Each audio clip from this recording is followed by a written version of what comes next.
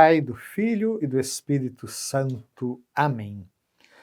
Creio em Deus Pai Todo-Poderoso, Criador do céu e da terra, de todas as coisas visíveis e invisíveis. Queridos irmãos e irmãs, nos últimos programas temos falado da criação do mundo visível. Já refletimos como foi Deus mesmo que criou o mundo visível em toda a sua riqueza, na diversidade e ordem. Vimos que não existe nada que não deva a sua existência ao Deus Criador. Vimos também que cada criatura possui a sua bondade e perfeição próprias, de modo que as diferentes criaturas queridas em seu próprio ser refletem cada uma a seu modo um raio da sabedoria e da bondade infinitas de Deus, e por isso o ser humano deve respeitar a bondade própria de cada criatura, evitando ações que menosprezem o Criador e que também deteriorem a criação.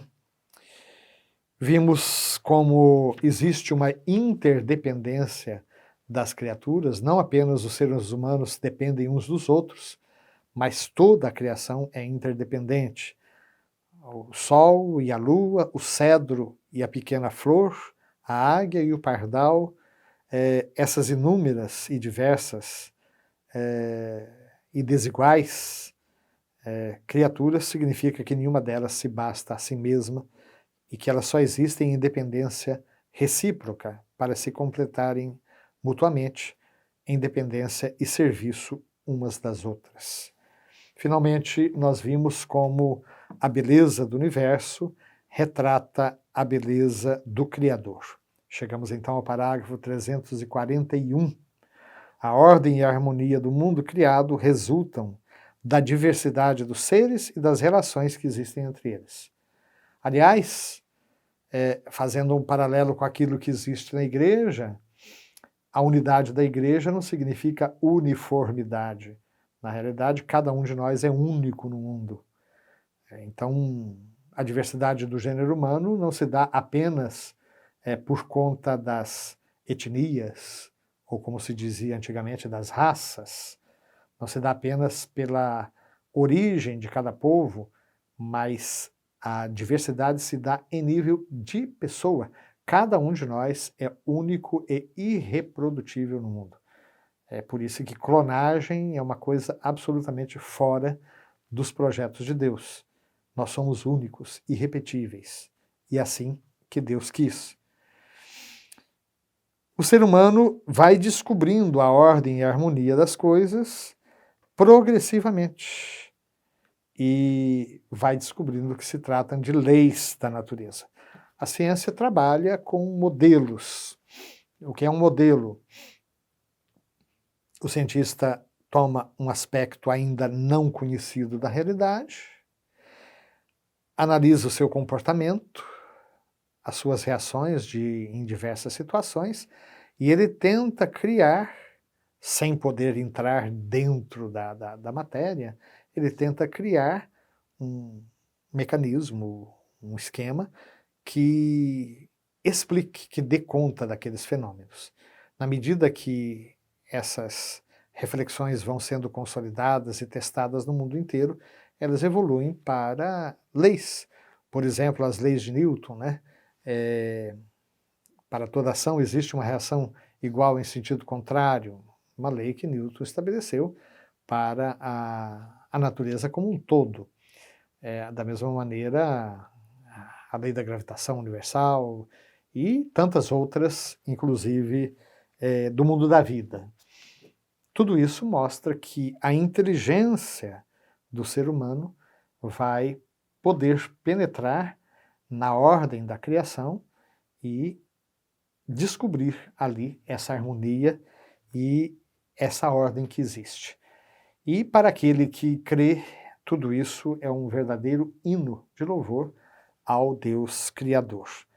Essa ordem e essa harmonia da criação, de fato, ao longo dos séculos, despertou a admiração de muita gente, e inclusive de muitos cientistas. Já na Bíblia nós temos o exemplo clássico e tão bonito do Salmo 8º, que ao mesmo tempo fala da beleza da criação e fala da dignidade do ser humano.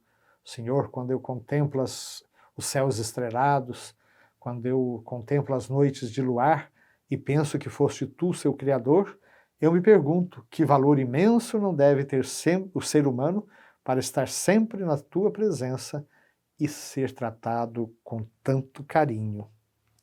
Então a beleza da criação, ela reflete a infinita beleza do Criador. Essa beleza deve inspirar o respeito e a própria submissão da inteligência do homem e da sua vontade. Ou seja, nós somos chamados a ser co-criadores, parceiros de Deus na criação, quando Deus diz ao ser humano, Adão e Eva, crescei e multiplicai-vos e dominai a terra.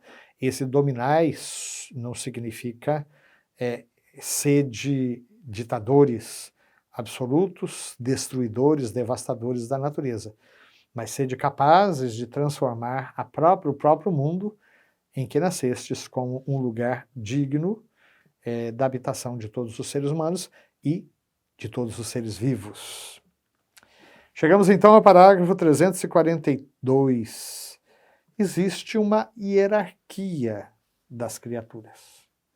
E essa hierarquia também é expressa pela ordem dos 6 dias, que vai mostrar, né, segundo a concepção do autor dito sacerdotal, que é o autor do primeiro, a tradição sacerdotal, é a tradição da qual provém o primeiro capítulo do livro do Gênesis, que distribuiu a criação simbolicamente em 6 dias, seguidos do descanso de Deus no 7º dia.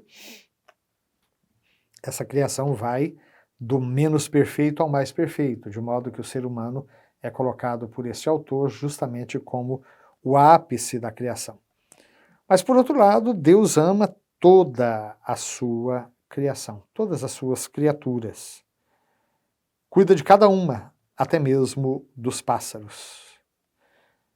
E, no entanto, Jesus vai dizer: vós valeis mais do que muitos pardais. Ou ainda, um ser humano vale muito mais do que uma ovelha. Mateus 12, 12. Quando Jesus fala da confiança na providência divina, ele demonstra toda a sua veia poética ao dizer, né, olhai os lírios do campo, olhai as aves do céu, os lírios do campo não fiam, não tecem, e no entanto eu vos digo que nem mesmo Salomão em toda a sua glória se vestiu jamais como um deles. Olhai as aves do céu, né? Deus mesmo lhes dá o alimento. No entanto, vós valeis muito mais do que muitos pardais, falando especificamente de uma ave. O ser humano está no centro da criação. Parágrafo 343, o ser humano é a obra-prima da criação. A narração bíblica exprime isso, distinguindo nitidamente a criação do homem da criação das outras criaturas. Já tivemos a oportunidade de mostrar como Gênesis, primeiro capítulo, coloca o ser humano no final. Gênesis, capítulo 2, coloca a criação do ser humano no início. As duas formas de narrar querem expressar justamente essa prioridade. Façamos o homem à nossa imagem e semelhança, ou então Deus que, do barro da terra, sopra sobre o homem e lhe confere o hálito de vida.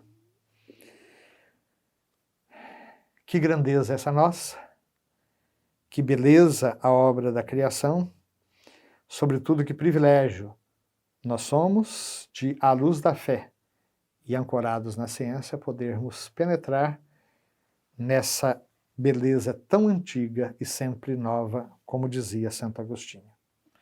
Então que o Senhor nos abençoe sempre mais nessa caminhada, abençoe nossas famílias e nos conduza à vida eterna. Amém.